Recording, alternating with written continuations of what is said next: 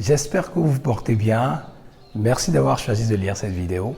Appelez-moi Maltiro JC. Je suis un très grand passionné de la créativité et ce qui me présente fondamentalement comme un solupreneur, c'est-à-dire un entrepreneur de solutions et qui m'engage aujourd'hui en tant que chercheur indépendant, coach de vie et créateur d'images.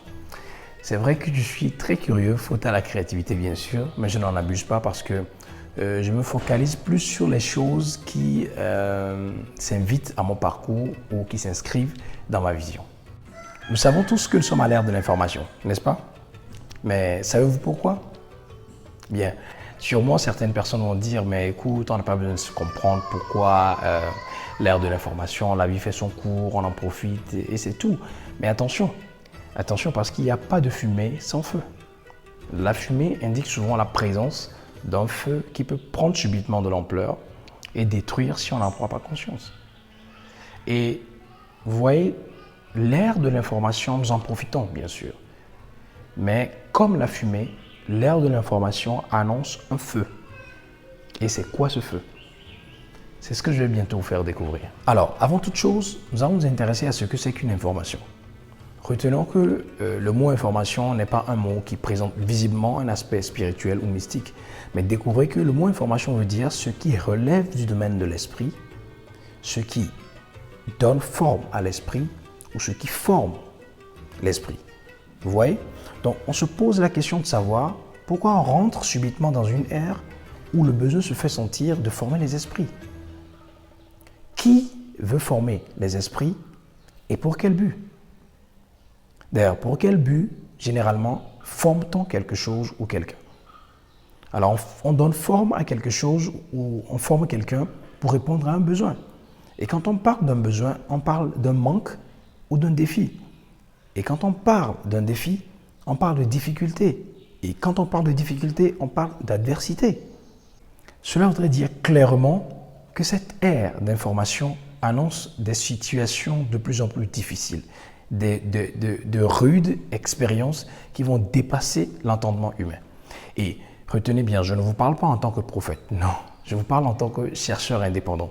Et c'est l'une des raisons même pour laquelle j'ai décidé de partager mes vidéos, parce que lorsqu'on arrive à prendre conscience d'une saison ou d'un temps, à le comprendre, on peut toutefois identifier la saison prochaine ou le temps qui arrive. Et vous voyez, c'est un peu comme en Afrique, chez moi, quand il fait très chaud, on s'attend à de grandes pluies qui sont souvent dévastatrices. Et donc c'est clair, cette ère d'information annonce des situations difficiles, pour ne pas dire des situations qui sont déjà même difficiles et qui vont être encore plus difficiles dans l'avenir. Vous voyez, le manque de prise de conscience de cet état de la chose agit négativement de jour en jour sur notre société. Et vous voyez, on constate aujourd'hui beaucoup de découragement, de dépression, de déception, de suicide, de dépravation. Surtout la dépravation qui prend plus de l'ampleur. Parce que vous voyez, les défis dépassent l'entendement humain. Les défis dépassent les capacités humaines. Vous voyez, et cela n'épargne personne, y compris moi-même. Parce que je vous assure, vous l'aurez même constaté de vous-même, quel que soit ce que vous lisez, le nombre de livres que vous avez lus, quelle que soit votre croyance, quel que soit le nombre de vos diplômes, je vous assure, face à certaines adversités, vous vous sentirez incapable d'y arriver tout seul.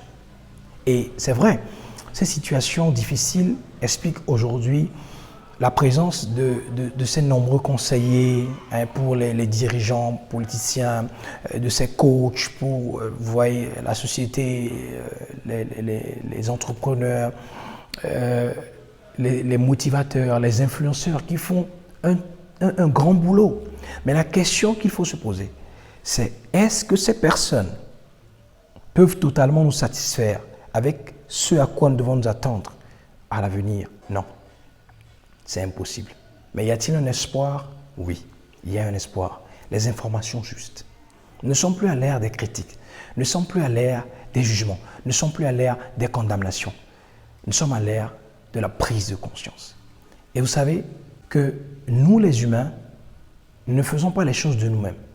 Parce qu'il est écrit, nous n'avons pas à lutter contre la chair et le sang, mais contre les dominations, c'est-à-dire la domination. Bon, et c'est Un sujet sur lequel nous allons revenir peut-être dans une autre vidéo, mais juste pour nous dire que ce n'est pas le moment de nous combattre entre nous. Ce n'est pas le moment de nous combattre entre nous. Nous sommes à l'ère de la prise de conscience. Et vous voyez, si par exemple, nous arrivons à prendre conscience de la guerre qui s'annonce, nous saurons nous informer du général avec lequel il faut se rendre au combat. Alors, si vous voulez faire ce voyage de prise de conscience avec moi, si vous voulez faire ce voyage de découverte avec moi, si vous êtes une personne qui aspire, enfanter la solution que vous représentez pour cette génération qui a besoin de vous, prenez conscience dès maintenant, abonnez-vous à cette page, partagez cette vidéo pour commencer par informer et encourager quelqu'un chaque jeudi de la semaine. À bientôt pour plus de prise de conscience. Et Yoragbe.